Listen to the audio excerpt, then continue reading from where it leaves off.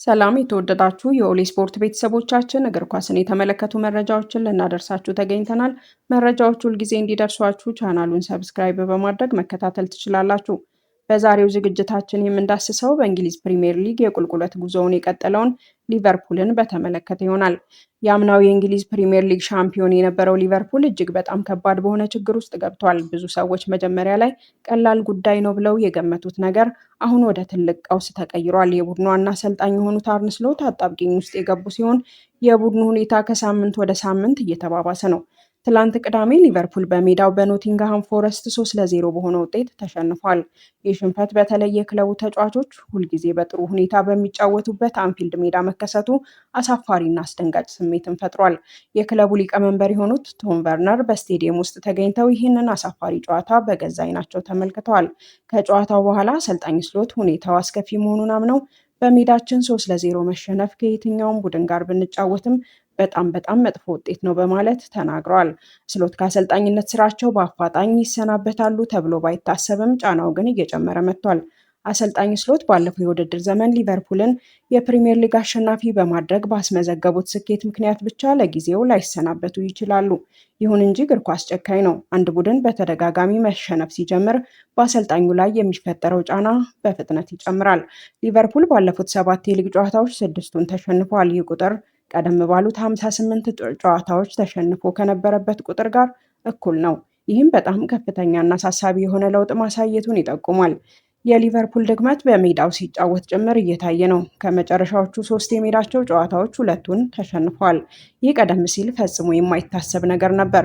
ሌላው የሚታይባቸው ችግር በራስ የመተማመን ችግር ነው። ባለፈው የውድድር ዘመን ሊቨርፑል ጠንካራ በራስ የመተማመንና ፈጽሞ የማይሸነፍ ይመስል ነበር። በዚህ የውድድር ዘመን ግን ደካማና ያልተረጋጋ ይመስላል። ቀደም ሲል የነበራቸው ጠንካራ እምነትና መተማመንም ጠፍቷል።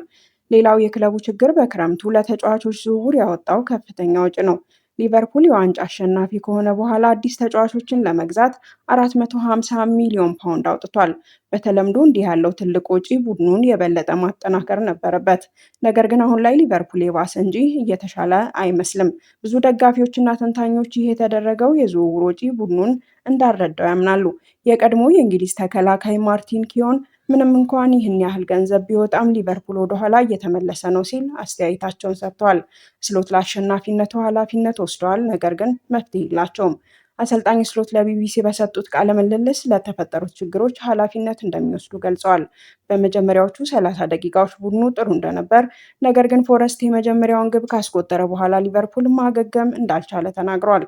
በጨዋታው ወቅት የወሰዷቸው የታክቲክ ለውጦች እንዳልሰሩም አምነዋል። ሌላው ጉዳይ የአሌክሳንደር ኢሳቅ መቸገር ነው። ሊቨርፑል ላጋጠመው ውድቀት ዋነኛው ምሳሌ በ125 ሚሊዮን ዩሮ በሆነ ሪከርድ ዋጋ ከኒውካስትል ዩናይትድ የተገዛው አጥቂ ኢሳቅ። ሊቨርፑል እሱን ለማስፈረም ከፍተኛ ትግል ቢያደርግም አሁን ላይ አጥቂው ጥሩ አፈጻጸም ማሳየት አልቻለም። ኢሳቅ ለቡድኑ ሲደርስ የአካል ብቃት ችግር ነበረበት። ከዚያም ተጎዳ። ስሎት በፎረስት ላይ መጀመሪያ ጊዜ በቋሚ አሰላለፍ ቢያስጀምሩትም ኢሳቅ ምንም አስተዋጽኦ ሳያደርግ በሜዳው ላይ የሌለ ይመስል ነበር። ብዙ ደጋፊዎች በመጀመሪያው ግማሽ ተቀይሮ እንዲወጣ ቢጠይቁም በመጨረሻ ከ68 ደቂቃ በኋላ ተቀይሮ ወጥቷል። ሌላው ጥያቄ የሚነሳበት የመሐመድ ሳላህን ጉዳይ ስንመለከት ብዙ ሰዎች ሊቨርፑል እየደከመ በመምጣቱ ሳላህን ቢወቅሱም በትላንቱ ጨዋታ እሱ አሁንም በጥንካሬ ከሚጫወቱ ጥቂት ተጫዋቾች አንዱ መሆኑን አሳይቷል። በአፈጻጸሙ ኩራት ሊሰማው የሚችለው እሱ ብቻ ነበር ቢባል ማጋነን አይደለም። ሊቨርፑል አሁን ላይ በፍጥነት እየተዳከመ ያለ ቡድን ሆኗል። ባለፈው የውድድር ዘመን በራስ መተማመን የሚታይባቸውና የታክቲክ አዋቂ የነበሩት አሰልጣኝ ስሎት አሁን ላይ እምነት የማይጣልባቸውና ችግሮችን ማስተካከል የማይችሉ ይመስላሉ። ሊቨርፑል በመስከረም ወር በክሪስታል ፓላስ ከተሸነፈ ጀምሮ ቡድኑ የአሸናፊነት መንፈሱን መልሶ ማግኘት አልቻለም። አስቶን ቪላ እና ሪያል ማድሪድን በማሸነፍ የአጭር ጊዜ መሻሻል ቢያሳዩም ከዚያ በኋላ በፍጥነት ወድቀዋል። በማንቸስተር ሲቲ ከባድ ሽንፈት ካስተናገዱ በኋላ አሁን ደግሞ በፎረስት ተሸንፈዋል። አሰልጣኝ ስሎት በተከላካይ ኮናቴ ምትክ አጥቂውን ሁጎ ኤኪቲኬን በሁለተኛው አጋማሽ መጀመሪያ ላይ በማስገባት የከፋ ውሳኔ ወስነዋል። ይህ ውሳኔ ከታክቲክ ይልቅ ቁማር የመምሰል እርምጃ ነበር።